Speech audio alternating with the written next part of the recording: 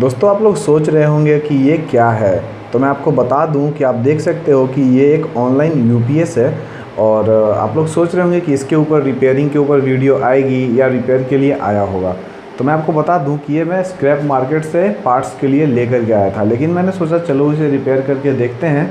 अगर ये रिपेयर हो जाएगा तो काफ़ी वैल्यूएबल चीज़ है। तो इसके अंदर देखेंगे कि क्या फ़ॉल्ट है, कैसे हमने इसको ठीक किया, कैसे फ़ॉल्ट को डिटेक्ट किया। तो जनरली जो है वो फ़ॉल्ट पावर सेक्शन से था। ये देख सकते हैं कि इनपुट फ़िल्टरिंग कार्ड है और इसके अंदर जो है ये मेटल ऑक्साइड वेरिएस्टर है, इसको हम लोग मॉव कहते हैं। और ये बहुत ही बुरे तरीके से जल चुका है।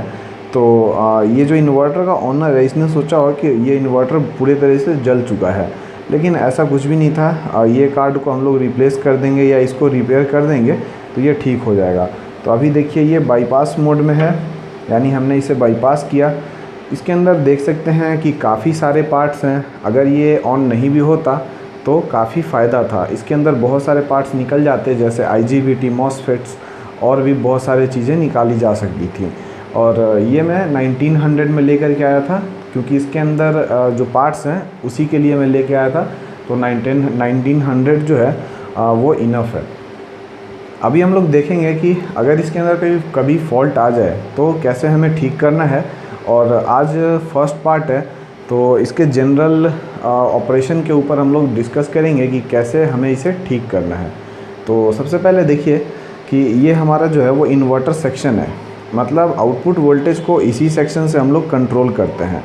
और यहाँ पे आपको दिख रहा होगा एक छोटा सा कार्ड लगा हुआ है, और ये वाला जो कार्ड है इसको हम लोग माइक्रो कंट्रोलर या फिर लॉजिक सेक्शन भी कह सकते हैं। इसके नीचे में एक IC लगा हुआ है जो कि माइक्रो कंट्रोलर है।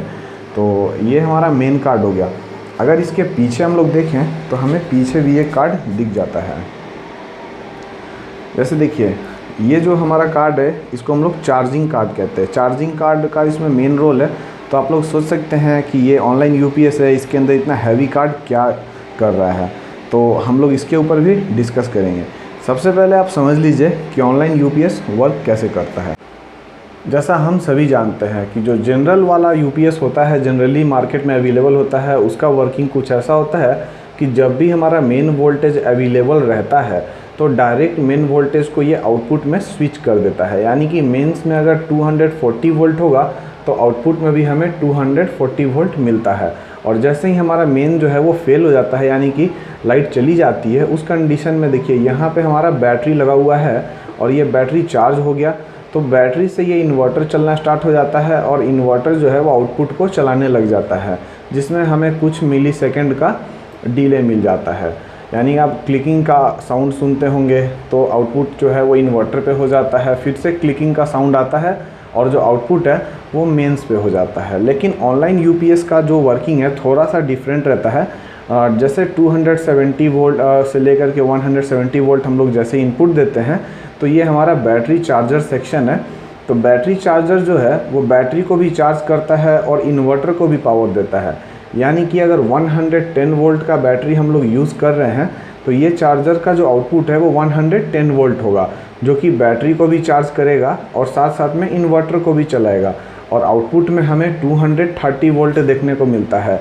और जो आउटपुट है वो इनपुट से पूरी तरह से आइसोलेट रहता है, यानी कि इसका जो ग्राउंड है वो भी कनेक्ट नहीं रहता है आउटपुट में। आउटपुट का ग्राउंड अलग रहता है और इनपुट का ग्राउंड अलग रहता है, यानी कि हमें आउटपुट में आइसोलेशन भी मिल जाता है।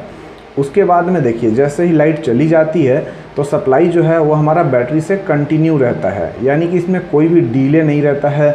इसमें किसी तरह का कोई भी क्लिकिंग साउंड आप नहीं सुनेंगे। और देख सकते हैं कि जो ऑनलाइन UPS है वो काफ़ी अच्छा रहता है हमारे ऑफलाइन UPS यानी कि जनरल UPS से। तो ये हमारा बैटरी चार्जिंग सेक्शन है, यानी कि ये 220 वोल्ट को 110 वोल्ट में कन्वर्ट करता है। यहाँ पे देख सकते हैं कि 160 वोल्ट का एक फ़िल्टरिंग कैपेसिटर लगा हुआ है। और यहाँ पे देख सकते हैं कि टोटल 4 वायर आउटपुट है। 2 वायर जो है वो बैटरी के लिए यूज़ किया जाता है, यानी बैटरी चार्जिंग के लिए, और जो 2 वायर है वो इन्वर्टर के लिए चला जाता है। तो देखिए अभी जो बैटरी चार्जिंग है और इन्वर्टर है दोनों एक साथ ही चलता है। अभी जो 110 वोल्ट DC आ रहा है चार्जर से वो डायरेक्ट 230 वोल्ट AC 60 हर्ट्ज़ में कैसे कन्वर्ट होगा।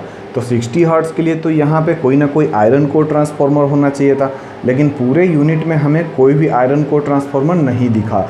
तो सिंपली हमें ये समझना होगा कि जो 110 वोल्ट डीसी है वो यहाँ पे स्विचिंग हो करके, यानी कि टोटल 4 मॉसफेट के हेल्प से, यानी ये एक एच ब्रिज को फॉर्म कर रहा है, और एच ब्रिज के हेल्प से ये फेराइट कोर ट्रांसफार्मर जो है वो ड्राइव होता है। और ये फेराइट कोर ट्रांसफार्मर के आउटपुट में हमें 300 या 360 वोल्ट या मे भी हो सकता है कि 600 वोल्ट तक आउटपुट मिल जाए। और ये जो आउटपुट होता है वो ग्राउंड, पॉजिटिव और नेगेटिव के फॉर्म में होता है।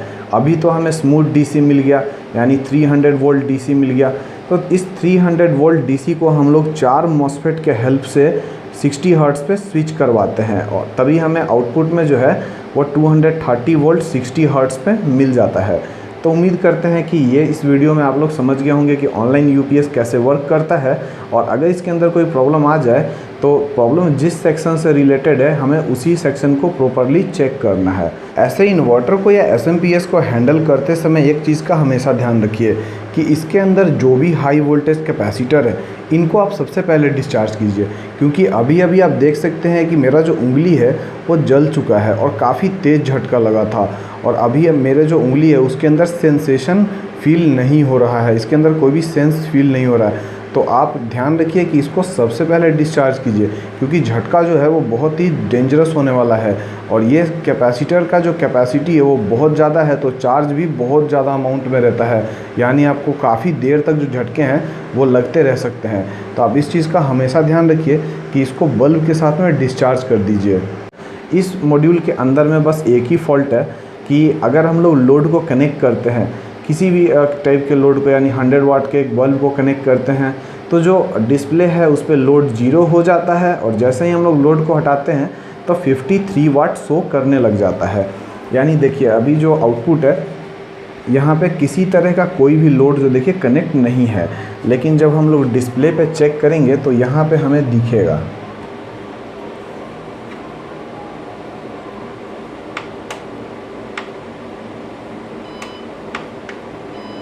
देखिए 64 वाट जो है वो शो हुआ था। तो ये एक प्रॉब्लम है इसके अंदर, उसको भी बहुत जल्द ठीक कर लूँगा, और आपको ये भी बताऊँगा कि कैसे मैंने उसको ठीक किया है। तब तक के लिए आप हमारे चैनल को ज़रूर सब्सक्राइब कीजिएगा।